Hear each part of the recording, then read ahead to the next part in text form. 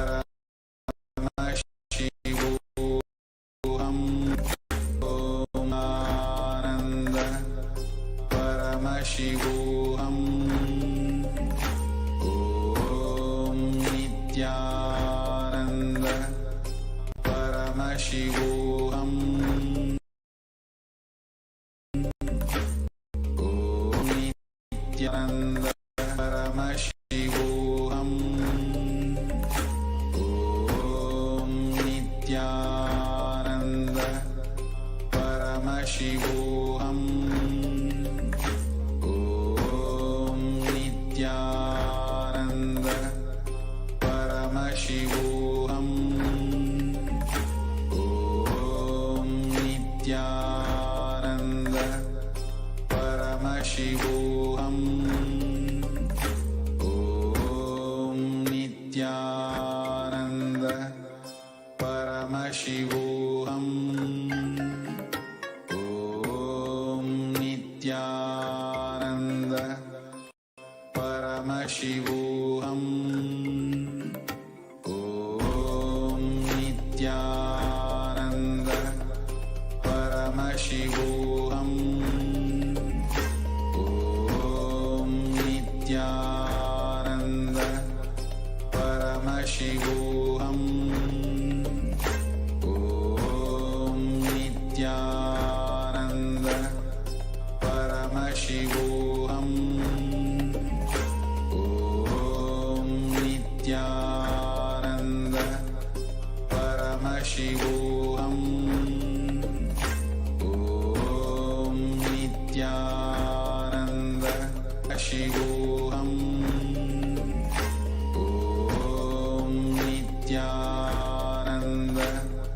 Paramashivam. Om Nithyananda Paramashivam.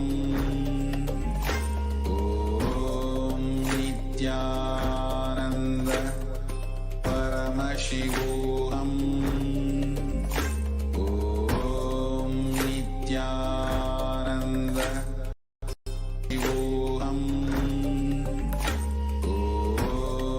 Nithyananda Paramashivoham. Om Nithyananda Paramashivoham.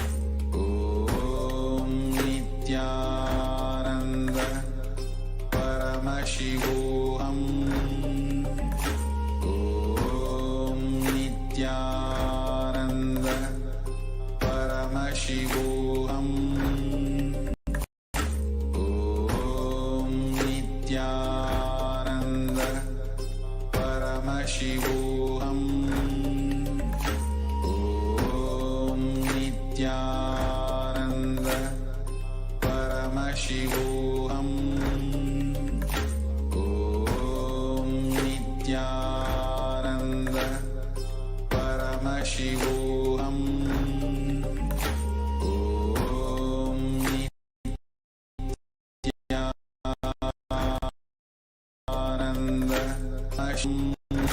Om Nithyananda Paramashivoham. Om Nithyananda Paramashivoham. Om Nithyananda Paramashivoham. Om Nithyananda Paramashivoham. Om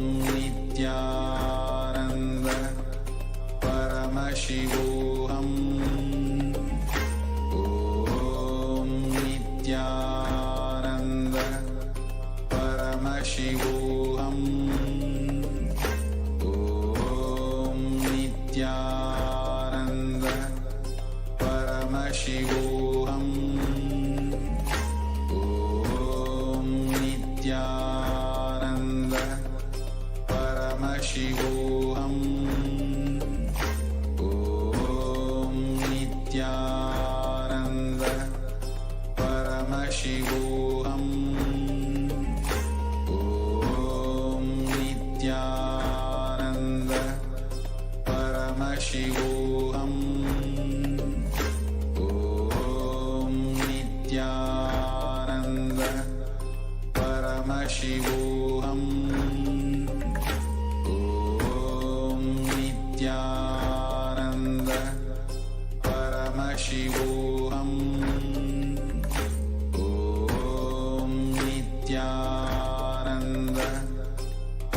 Paramashivam. Om Nithyananda. Paramashivam. Om Nithyananda. Paramashivam. Om Nithyananda. Paramashivam. Om Nithyananda. Paramashivam. Om Nithyananda. Paramashivam. Om Nithyananda. Paramashivam. Om Nithyananda. Paramashivam. Om Nithyananda. Paramashivam.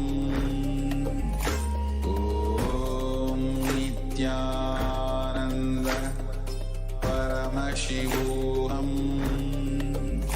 Om Nithyananda.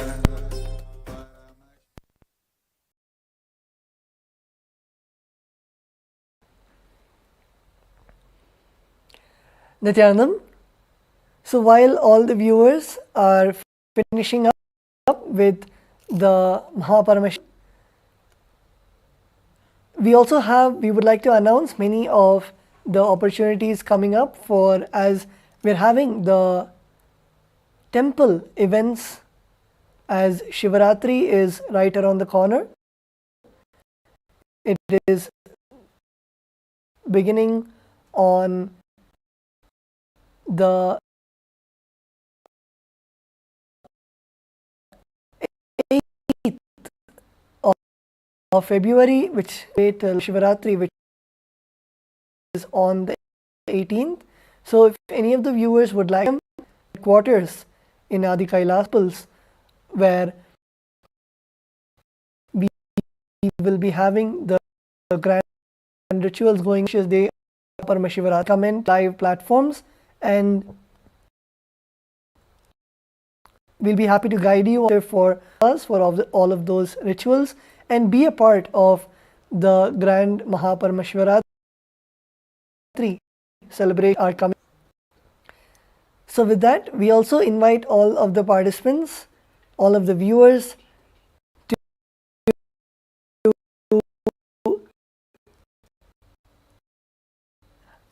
engage where various topics of his as many of the viewers know, currently there are the main companies which are just laying off employees, and beautiful Hindu system, not context of the spiritual context which Paramashiva gives in the Vedas and Agamas. Paramashiva clearly means even how to conduct the business, how to have the Hindu way of economy, the Hindu strategies, and how you make in an organic Hindu way. And that's at least Kailasas is Swamiji Shastra various has consulted and given the economic policies of Kailasa and operates where Kailasa is the for all of the Hindu businessmen, for all the Hindu businesses to come to benefit each other as the which Swamiji has blessed. So like this, many of the topics, many of the events that are happening, the recession, or whether it is the so many people going out of jobs, or even the pandemic, Swamiji has given solutions for each and every one of those global disasters unfortunate events on the Hindu economic principles. So to know more, all of us can visit the official website where are compiled, and all of these are presented in a way that you are operating in your life, in your lifestyle also. Also, another beautiful announcement, we have the third anniversary of Bhagavan Swayambhu Nithyanandeshwara Paramashiva in Adi Kailasa. I'm sure many of you would have seen the rituals that happened today in Adi Kailasa, where we saw the homa being performed. Other rituals are today and even tomorrow. So I all of the viewers to tune in live, and just by seeing the temple rituals, by having the sankalpa, as Swamiji says, resolution, when we keep that in the inner space, when all the deities are invoked and are literally to accept all our offerings, and in this auspicious time, all of us have the opportunity to tune in live and submit our prayer requests, submit our intentions, submit our prayers and wishes, boons received from Paramashiva, invite to come and experience the grand rituals, the grand happening of the third anniversary of Nithyanandeshwara. The Nithyanandeshwara Paramashiva himself, the Linga, of course Swayambhu, eternal, which is from time immemorial, gracing. But from the time that we officially Swamiji consecrated Bhagavan in the form of the Swayambhu Linga, a third anniversary of Swayambhu Nithyanandeshwara Paramashiva.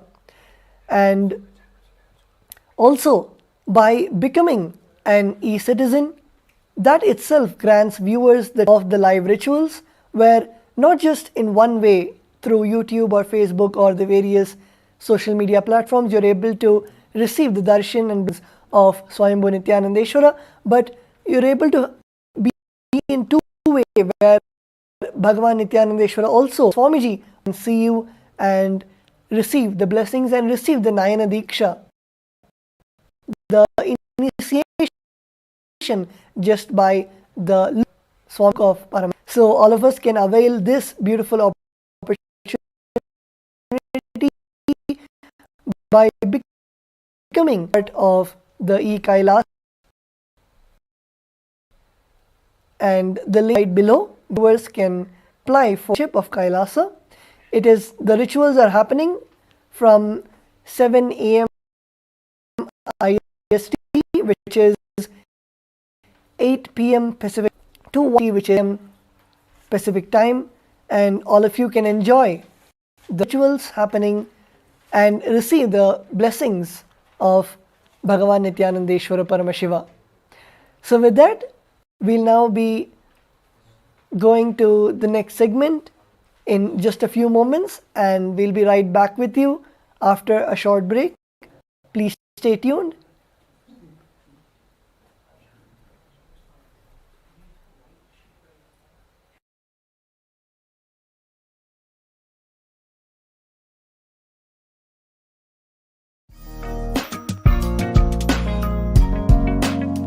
We get you health.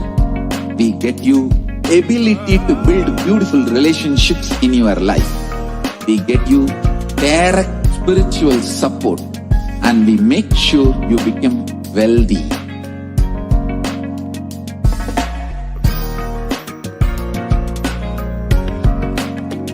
We won't stop giving you just good life. We will literally not stop till you live enlightened life. Manifesting the state of Paramashiva, space of Paramashiva, powers of Paramashiva, being of Paramashiva.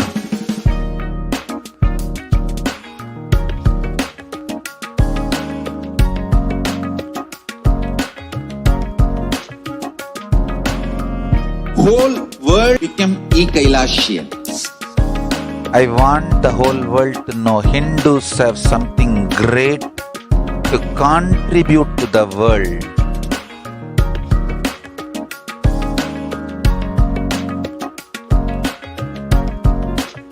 We have something great to contribute to the world. Let us do that.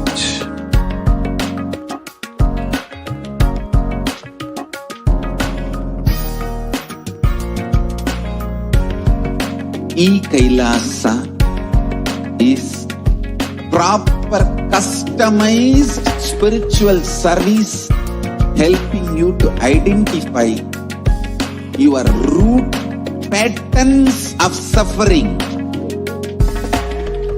We have perfected the science of helping every individual from every cultural, religious, nationality background.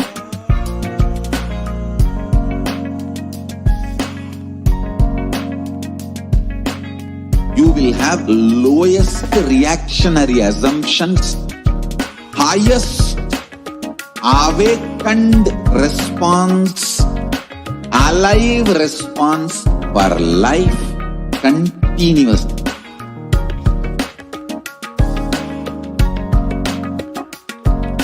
E-Kailasa is enlightenment ecosystem, literally enlightenment itself in your own home, wherever you are. Proper customized spiritual service helping you to complete with your life negativity, withdrawal from life, self-hatred, self-denial, self-doubt, so much of tiredness, laziness. We can support you aligning your diet, your attitude, your aptitude, your understanding about life. We can help you with everything.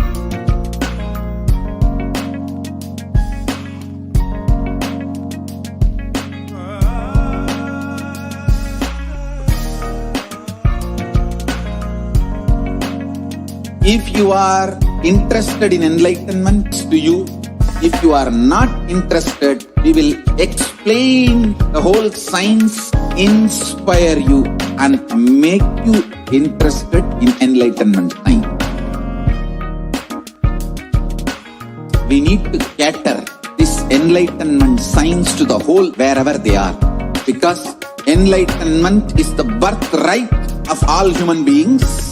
Kailasa is responsible to provide that to all human beings.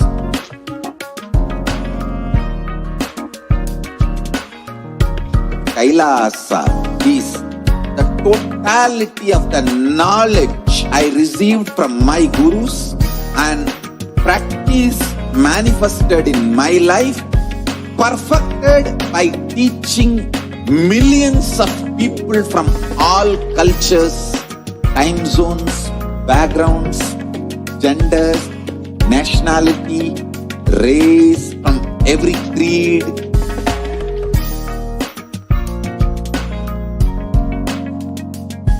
So this absolutely perfected knowledge available to you, served to you in your home without even you moving out of your couch, free of cost.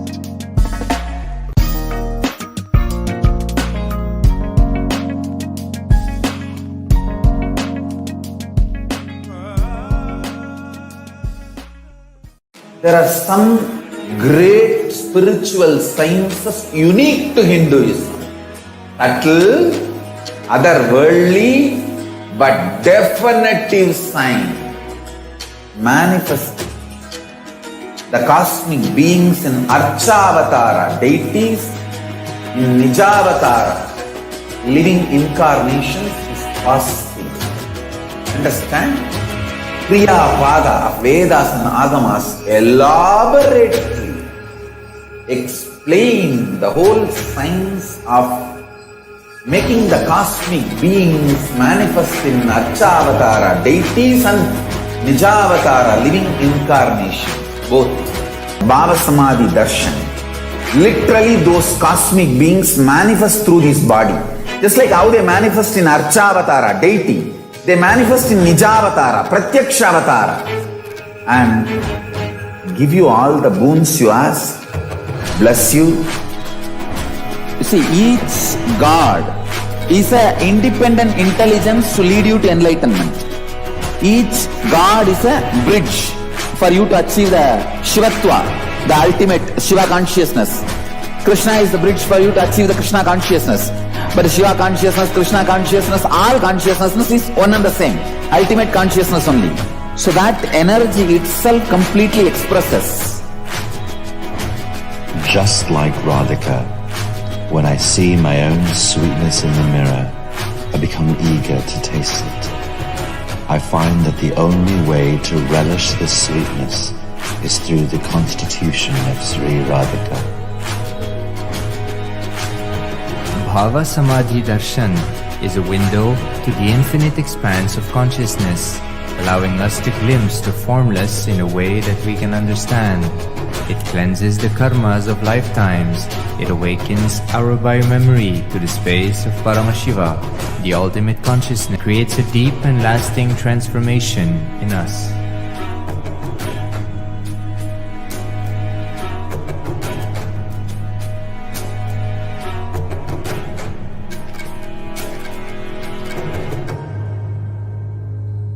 A more intelligently connected world leads to a brighter future.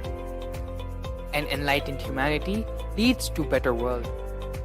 During the Paramashivam program, we help people to discover their superhuman possibilities and help them to find and achieve the true purpose of their birth by giving them the techniques, practices, and methodologies from the Vedagamas, the original source scriptures of Hinduism. The Supreme Pontiff of Hinduism is reviving the ancient original Vedas and Agamas in all its glory, in a user-friendly way for the modern mind. The Supreme Pontiff of Hinduism is transforming human beings into divine beings, reviving, initiating, and replicating the 463 powers from the Agamas revealed by Paramashivam. The Supreme Pontiff of Hinduism is not just giving solutions for every problem man faces, but is making them irrelevant to their lives by transforming human beings into divine beings.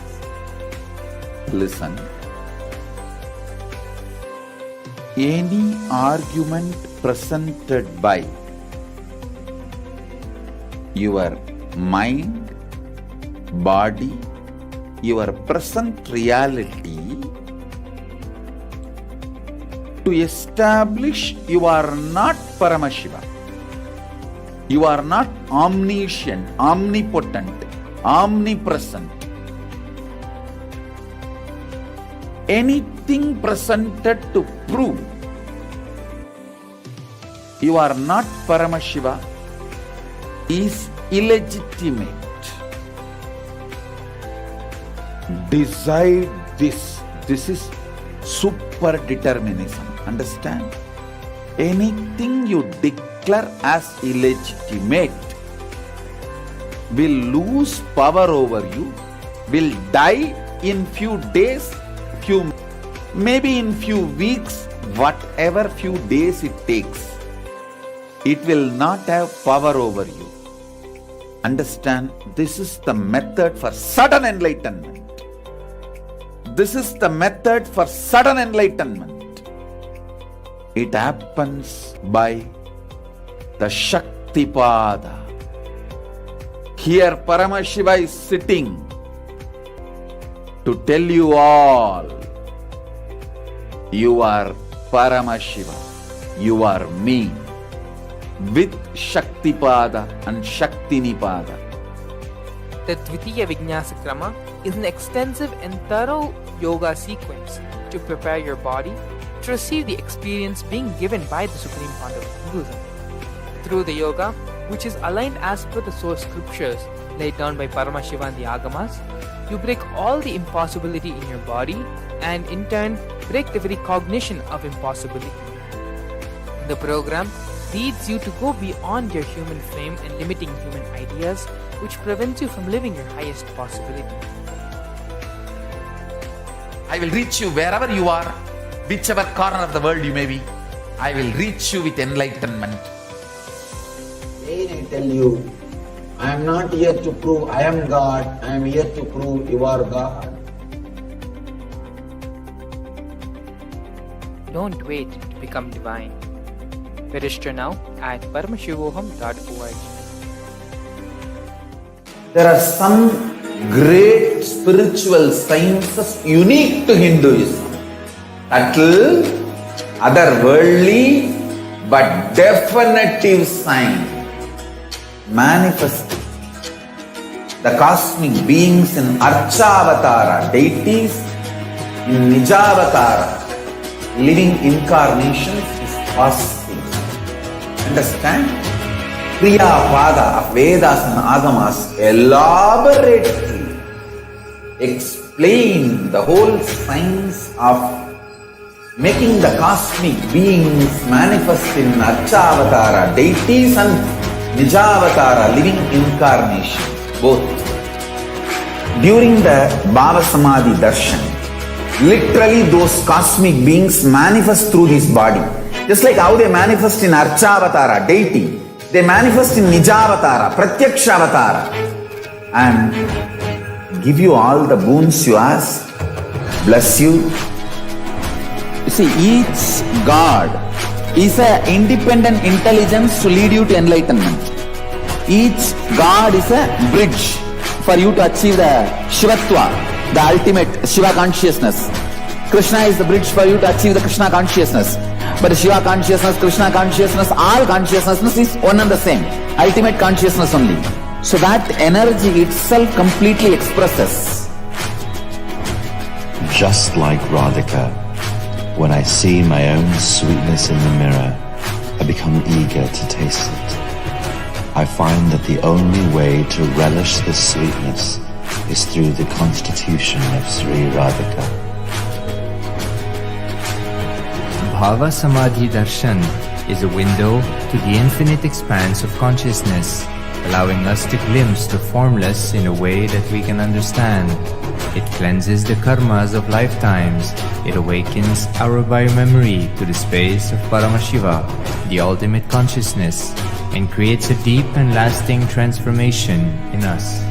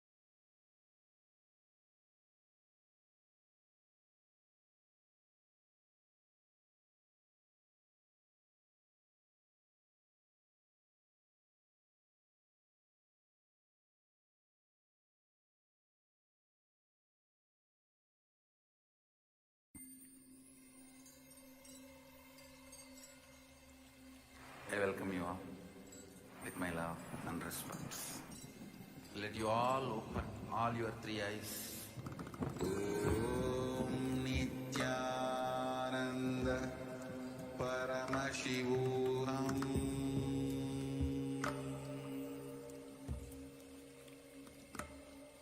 Om Nithyananda Paramashivam.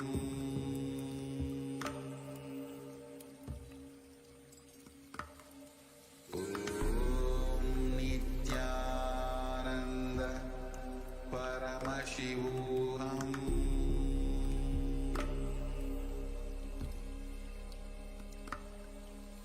Om Nithyananda Paramashivam.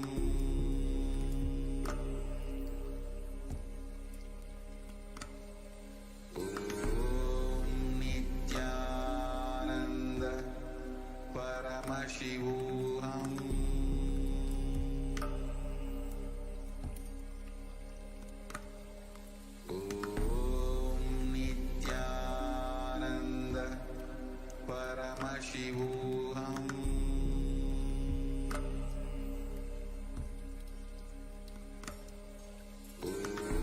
Om Nithyananda Paramashivam. Om Nithyananda Paramashivam.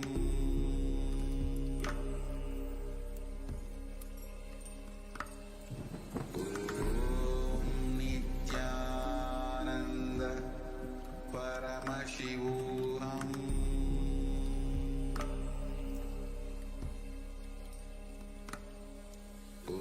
Om Nithyananda Paramashivam.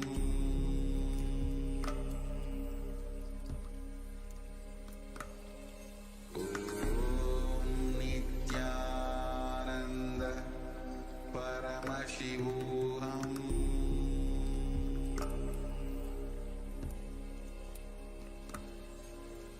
Om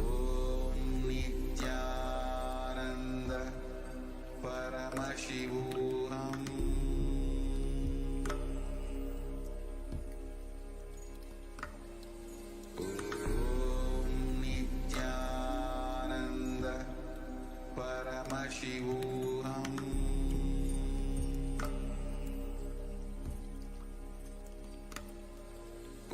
Om Nithyananda Paramashivam.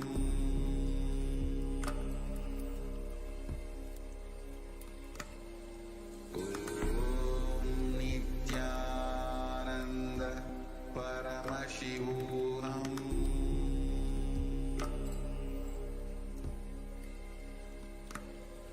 Om Nithyananda Paramashivam.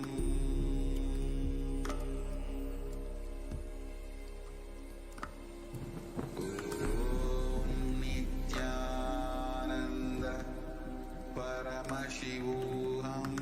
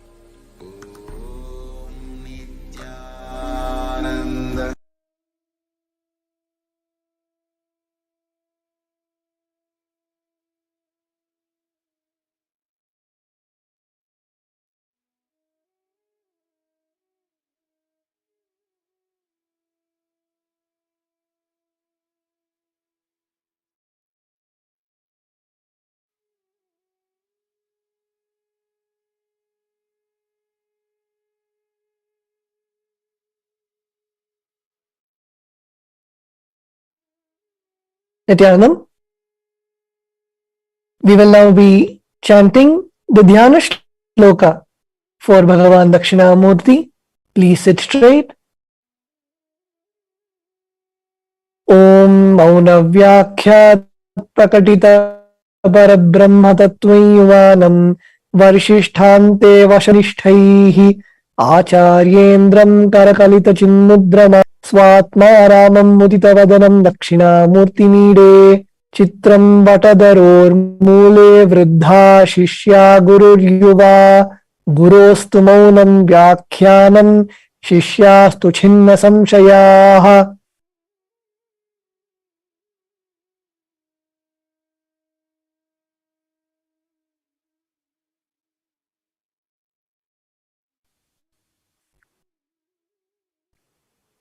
I praise and salute that Dakshinamurti who faces the south, who explains the true nature of the Supreme Brahman through his state of silence, who is young in looks, who is surrounded by disciples who are old sages,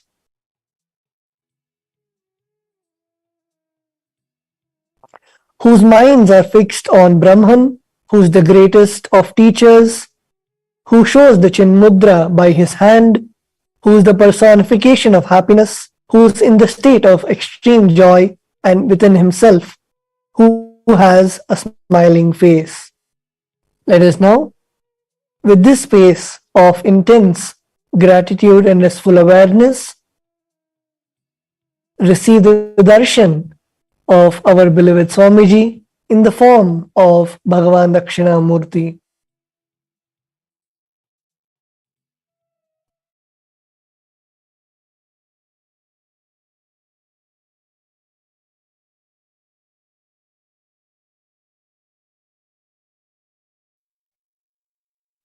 Connecting with the divine with your eyes closed is meditation. Connecting with the divine with your eyes open is darshan. Come, let us all now move from meditation to darshan. Slowly, very slowly, please open your eyes.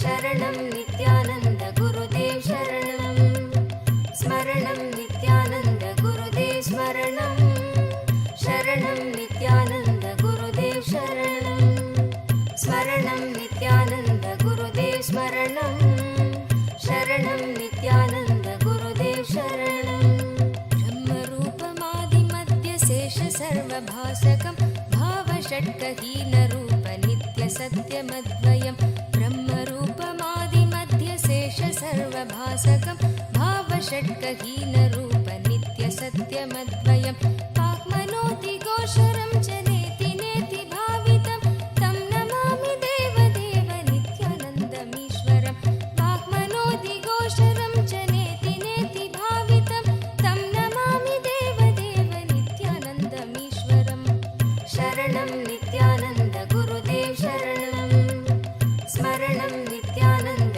गुरुदेव स्मरणं शरणं नित्यानन्द गुरुदेव शरणम् आदितेयबीहरं सुरारिदैत्यनाशकं साधुशिष्टकामदं महीसुभारहारकम् आदितेयबीहरं सुरारिदैत्यनाशकं साधुशिष्टकामदं महीसुभारहारकं स्वात्मरूपतत्त्वकं युगे युगे च दर्शितं स्वात्मरूपतत्त्वकं युगे युगे च दर्शितं तं नमामि देवदेव नित्यानन्दमीश्वरं तं नमामि देवदेव नित्यानन्दमीश्वरं शरणं नित्यानन्द गुरुदेव शरणं स्मरणं नित्यानन्द गुरुदेव स्मरणं शरणं नित्यानन्द गुरुदेव शरणं सर्वभूतसर्गकर्मसूत्रबन्धकारणं ज्ञानकर्म पापपुण्यतारतम्यसाधनं सर्वभूतसर्गकर्मसूत्रबन्धकारणं कर्म पापपुण्यतारतम्यसाधनं बुद्धिवास सर्वकर्मभासनं तं नमामि देवदेव नित्यानन्दमीश्वरं बुद्धिवास साक्षिरूप सर्वकर्मभासनं तं नमामि देवदेव नित्यानन्दमीश्वरं तं नमामि देवदेव नित्यानन्दमीश्वरं शरणं नित्यानन्द गुरुदेव शरणं स्मरणं नित्यानन्द गुरुदेव स्मरणं शरणं नित्यानन्द गुरुदेव शरणं स्मरणं नित्यानन्द गुरुदेव स्मरणं शरणं नित्यानन्द गुरुदेव शरणम्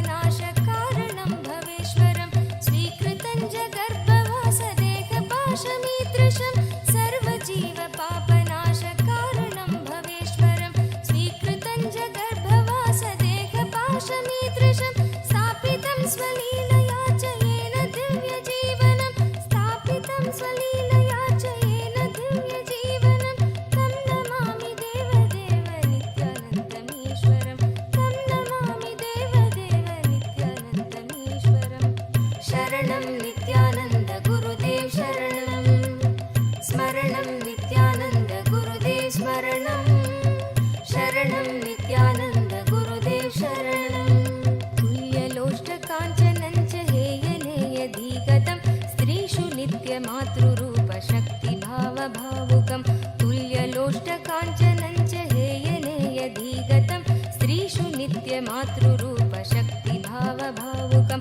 ज्ञानभक्तिभुक्तिमुक्तिशुद्धबुद्धिदायकं ज्ञानभक्तिभुक्तिमुक्तिशुद्धबुद्धिदायकं तं नमामि देवदेव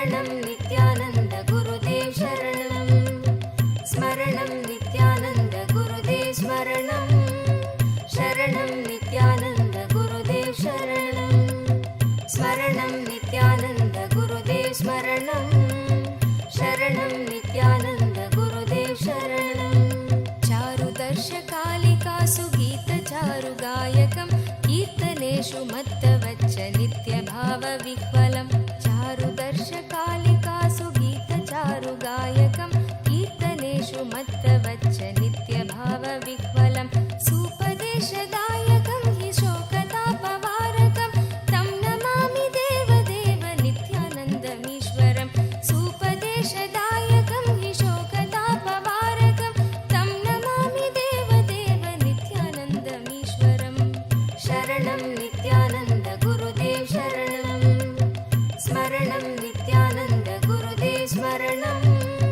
शरणं नित्यानन्द गुरुदेव शरणं स्मरणं नित्यानन्द गुरुदेव स्मरणं शरणं नित्यानन्द गुरुदेव शरणं पादपद्मतत्त्वबोधसौख्यदायकं सक्तचित्तभक्तसून नित्यवित्तवर्धनं पादपद्मतत्त्वबोधशान्तिसौख्यदायकं सक्तचित्तभक्तसून नित्यवित्तवर्धनं दम्भिदर्पधारणं तु निर्भयं जगद्गुरुं दम्भिदर्पधारणं तु निर्भयं जगद्गुरुं तं नमामि देवदेव नित्यानन्दमीश्वरं तं नमामि देवदेव नित्यानन्दमीश्वरं शरणं नित्यानन्द गुरुदेव शरणं स्मरणं नित्यानन्द गुरुदेव स्मरणं शरणं नित्यानन्द गुरुदेव शरणं स्मरणं नित्यानन्द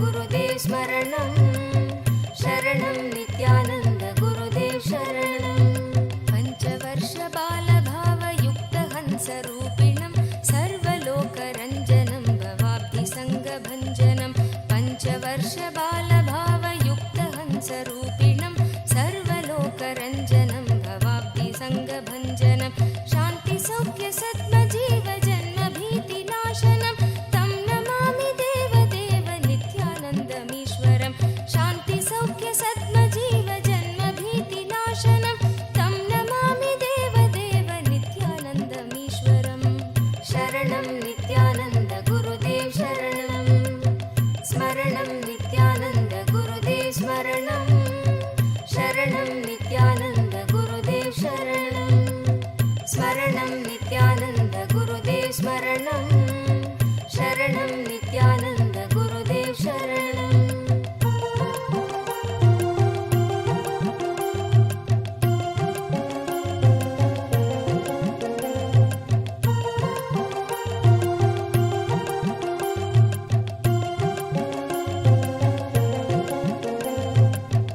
धर्महानहारकं स्वधर्मकर्मवारकं लोकधर्मचारणं च सर्वधर्मकोविदं धर्महानहारकं स्वधर्मकर्मवारकं लोकधर्मचारणं च सर्वधर्मकोविदं त्यागिगोहि सेव्य नित्यपावनाङ्घ्रिपङ्कजं त्यागिगोहि सेव्य नित्यपावनाङ्घ्रिपङ्कजं तं नमामि देवदेव नित्यानन्दमीश्वरं तं नमामि देवदेव नित्यानन्दमीश्वरं शरणं नित्यानन्द गुरुदेव शरणं स्मरणं नित्यानन्द गुरुदेव स्मरणं शरणं नित्यानन्द गुरुदेव शरणं स्मरणं नित्यानन्द गुरुदेव स्मरणं शरणं नित्यानन्द गुरुदेव शरणं स्तोत्रशून्यसोमकं सदेशभावव्यञ्जकं नित्यपाठकस्य वै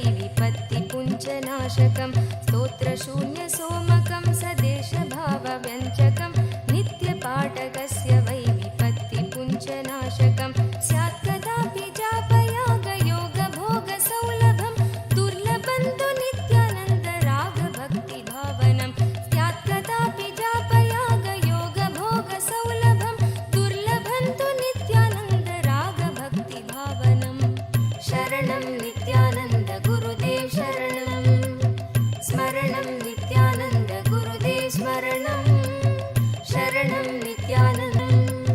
स्मरणं नित्यानन्द गुरुदेव स्मरणं शरणं नित्यानन्द गुरुदेव शरणं स्तोत्रशून्य सोमकं सदेशभावव्यञ्जकं नित्यपाठकस्य वै विपत्तिपुञ्जनाशकं स्तोत्रशून्य सोमकं सदेशभावव्यञ्जकं नित्यपाठकस्य वै विपत्तिपुञ्जनाशकं स्यात् कदापि जापयागयोगभोगसौलभं स्यात् कदापि जापयागयोगभोगसौलभं दुर्लभन्तु नित्यानन्द रागभक्तिभावनं दुर्लभन्तु नित्यानन्द रागभक्तिभावनं शरणं नित्यानन्द गुरुदेव शरणं स्मरणं नित्यानन्द गुरुदेव स्मरणं शरणं नित्यानन्द गुरुदेव शरणं स्मरणं नित्यानन्द गुरुदेव स्मरणं शरणं नित्यानन्द गुरुदेव शरणं शरणं नित्यानन्द गुरुदेव शरणं स्मरणं नित्यानन्द गुरुदेव स्मरणं शरणं नित्यानन्द गुरुदेव शरणं स्मरणं नित्यानन्द गुरुदेव स्मरणं शरणं नित्यानन्द गुरुदेव शरणं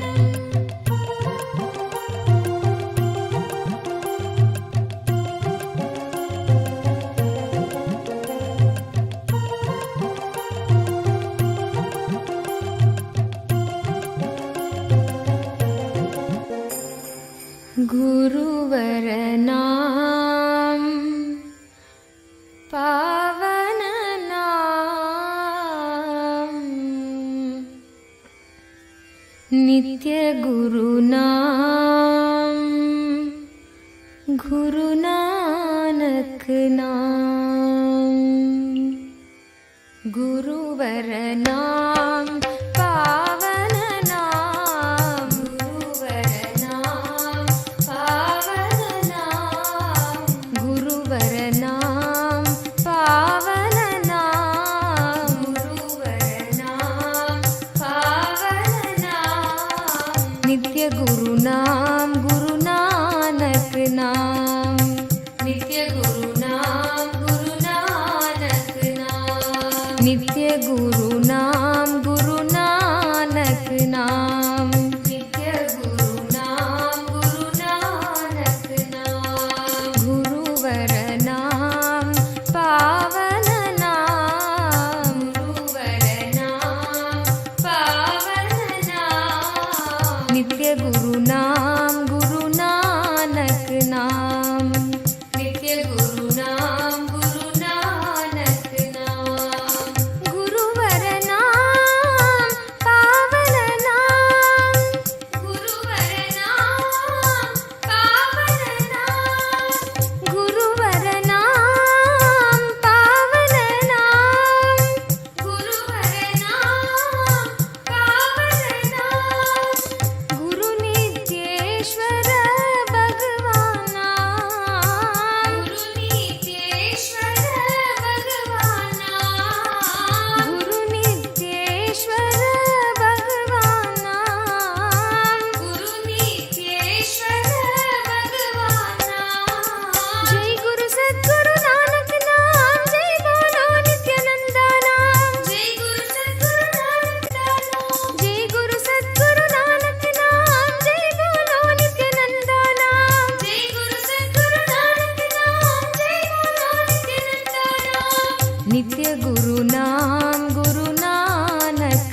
नाम नित्य गुरु नाम गुरु नानक नाम नित्य गुरु नाम गुरु नानक नाम नित्य गुरु नाम गुरु नानक नाम गुरुवर नाम पावन नाम गुरुवर नाम पावन नाम नित्य गुरु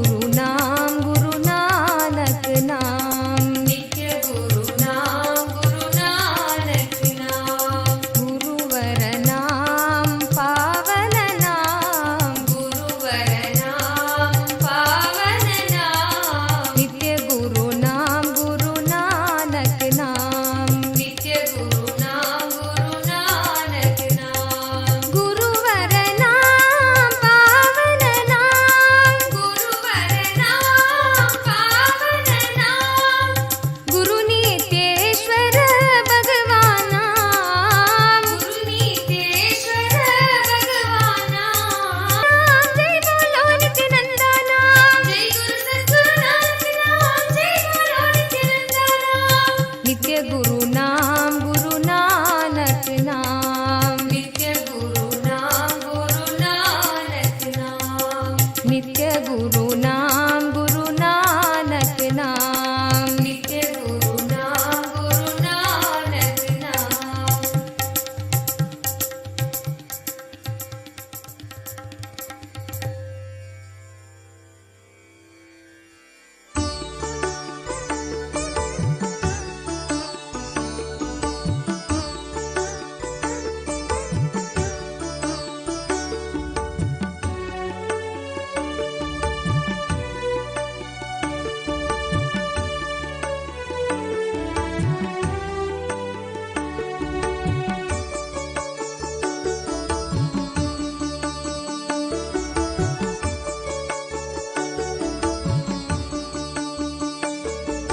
स्वागतं गुरु श्री नित्यानंदरिगे नित्यानंदದ ಸ್ಥಿತಿ ನೀಡುವ ದೇವ ನಿತ್ಯಾನಂದರಿಗೆ स्वागतं गुरु श्री नित्यानंदरिगे नित्यानंदದ ಸ್ಥಿತಿ ನೀಡುವ ದೇವ ನಿತ್ಯಾನಂದರಿಗೆ स्वागतं गुरु श्री नित्यानंदरिगे नित्यानंदरिगे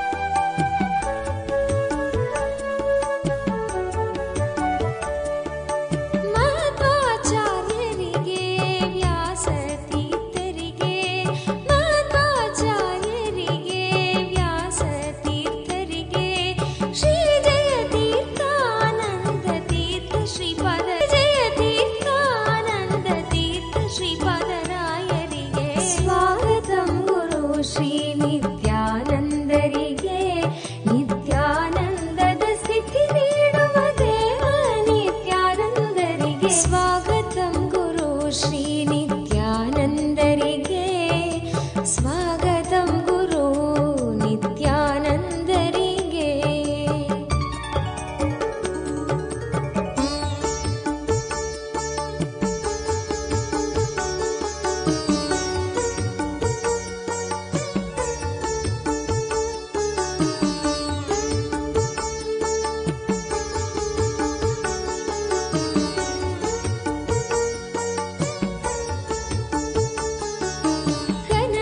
ಕನಕದಾಸರಿಗೆ ಪುರಂದರದಾಸರಿಗೆ ಕನಕದಾಸರಿಗೆ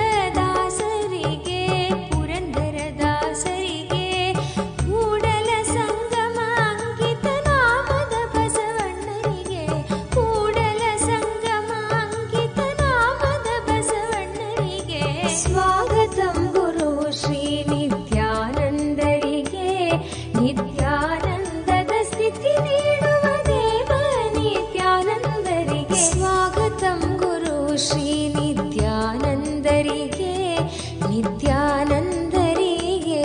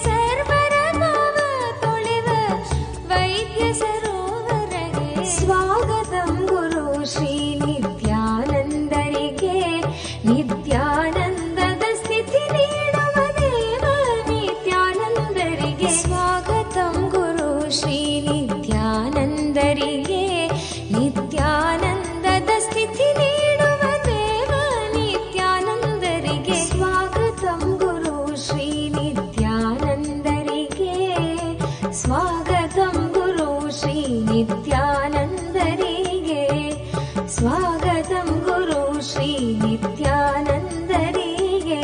ನಿತ್ಯಾನಂದರಿಗೆ ನಿತ್ಯಾನಂದರಿಗೆ.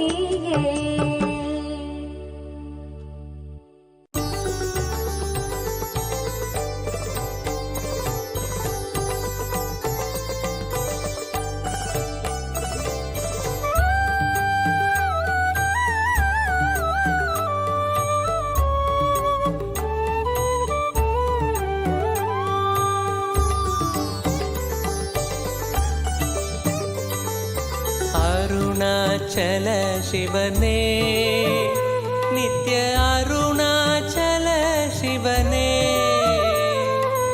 அபயம் தந்தம்மையாட்கொண்டிடவே அபயம் தந்தம்மையாட்கொண்டிடவே கருணையால் உதித்தவனே நித்ய அருணாச்சல சிவனே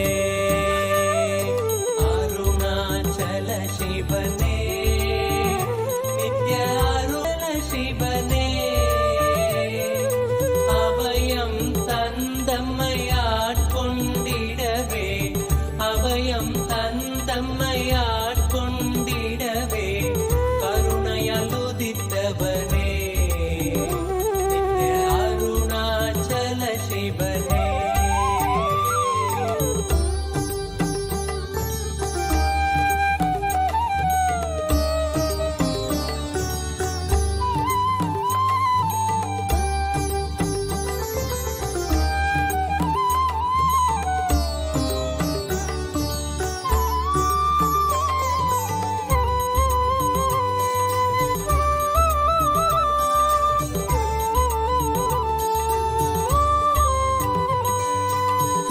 யுக அக்னி த்ரேதையில் மாணிக்கம் துவாபரத்தாமிரமாம் உயர் துவாபரத்தாமிரமாம் கலியுகம் உய்ய அருணாச்சல இந்த கலியுகம் உய்ய அருணாச்சல திரு மலையன எழுந்தவனே அருணாச்சல சிவனே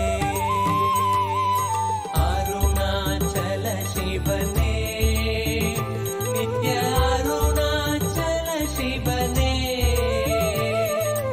அபயம் தந்தம்மையாட்கொண்டிடவே அபயம் தந்தம்மையாட்கொண்டிடவே கருணையால் உதித்தவனே நித்ய அருணாச்சல சிவனே.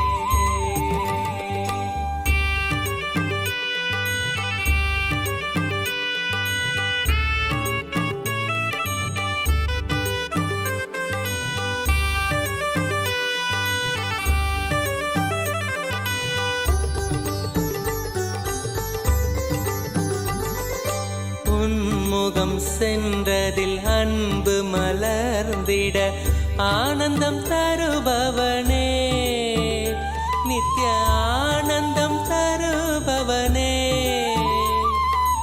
கல்மணம் தாண்டியுன் இன்முகம் நினைந்திட கல்மணம் தாண்டியுன் இன்முகம் நினைந்திட முக்தி அளிப்பவனே நித்ய அருணாச்சல சிவனே அருணாச்சல சிவனே நித்ய அருணாச்சல சிவனே அபயம் தந்தம்மையாட்கொண்டிடவே அபயம் தந்தம்மையாட்கொண்டிடவே கருணையால் உதித்தவனே நித்ய அருணாச்சல சிவனே.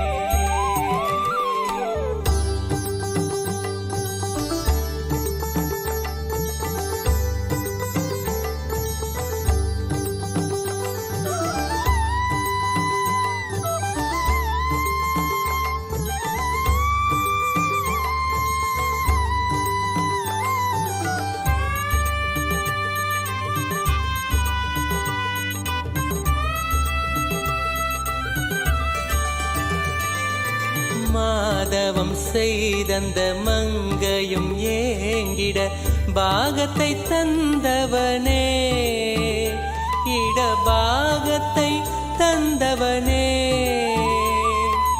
வேண்டிடும் அன்பரை காத்திடவே இங்கு வேண்டிடும் அன்பரை காத்திட மானுட வேடம் பூண்டவனே நித்ய அருணாச்சல சிவனே அருணாச்சல சிவனே நித்ய அருணாச்சல சிவனே அபயம் தந்தம்மையாட்கொண்டிடவே அபயம் தந்தம்மையாட்கொண்டிடவே கருணையால் உதித்தே நித்ய அருணாச்சல சிவனே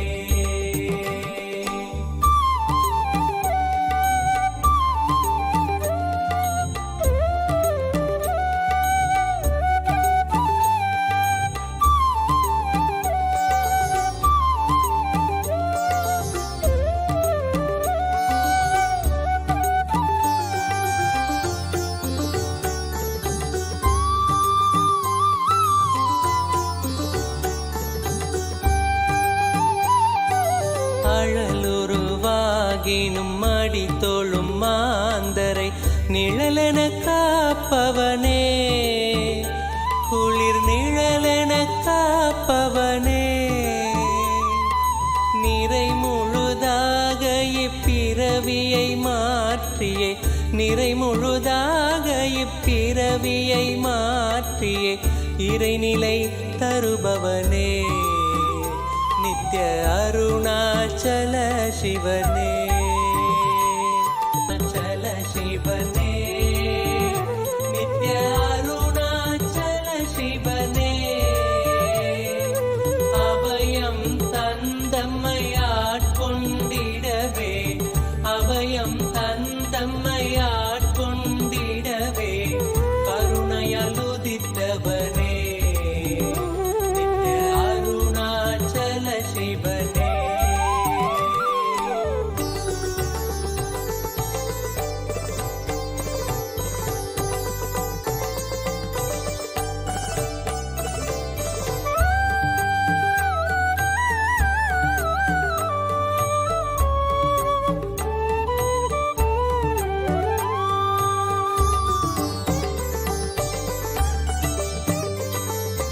வேதனை தீர்த்திட வேதனும் மாலும் பாதம் பணிந்திடவே உந்தன் பாதம் பணிந்திடவே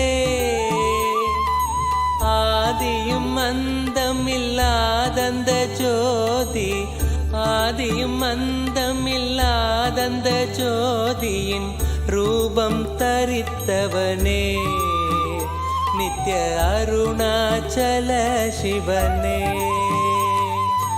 அருணாச்சல சிவனே நித்ய அருணாச்சல சிவனே அபயம் தந்தம்மையாட்கொண்டிடவே அபயம் தந்தம்மையாட்கொண்டிடவே கருணையால் உதித்தவனே நித்ய அருணாச்சல சிவனே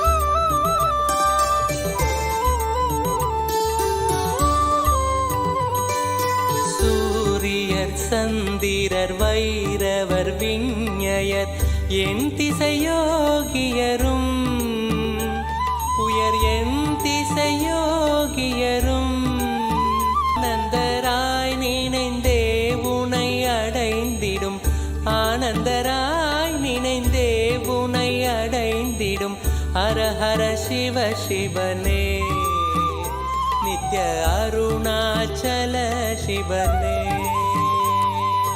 அருணாச்சல சிவனே நித்ய அருணாச்சல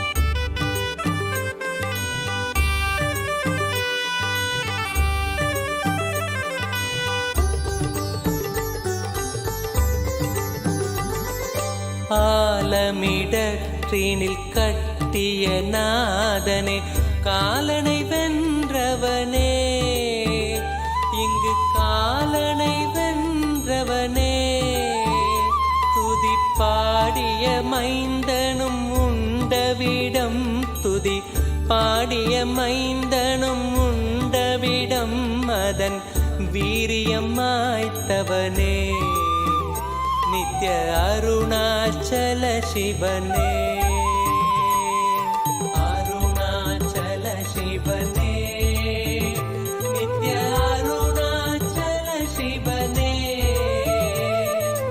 அபயம் தந்தம்மையாட்கொண்டிடவே அபயம் தந்தம்மையாட்கொண்டிடவே கருணையால் உதித்தவனே நித்ய அருணாச்சல சிவனே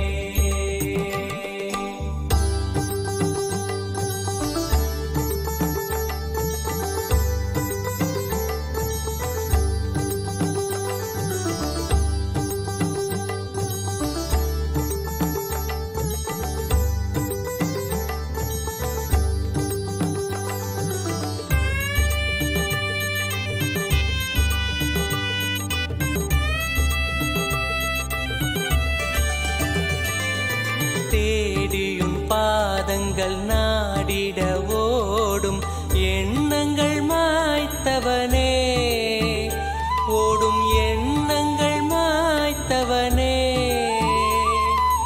ஆழ்ந்து நினைந்திட ஆண்டவனே உனை ஆழ்ந்து நினைந்திட ஆண்டவனே நித்ய ஆனந்தம் தந்தவனே நித்ய அருணாச்சல சிவனே